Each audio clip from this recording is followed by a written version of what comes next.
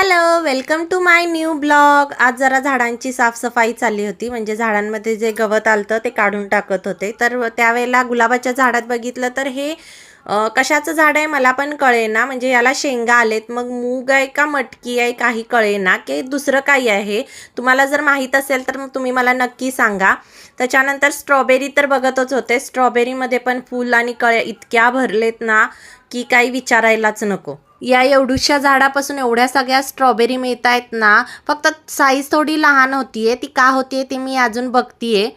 मी इकडं साफसफाई करते तोपर्यंत आमच्या लिनिशाची ही छोटीशी फ्रेंड आलती स्ट्रॉबेरी बघायला. तिला खूप मजा वाटत होती. तिने ती स्ट्रॉबेरी तोडली पण बरं का. लहान मुलांना किती कुतूहल असतं अशा गोष्टींचं. दोघींनी तोडून ती स्ट्रॉबेरी खायला सुद्धा सुरुवात केली. मी विचारलं कशी लागतीये. तिला सांगता येत नव्हतं. नंतर तिनं छान एक्सप्रेशन करून दाखवले की कशी लागती. चला भेटू नेक्स्ट ब्लॉग.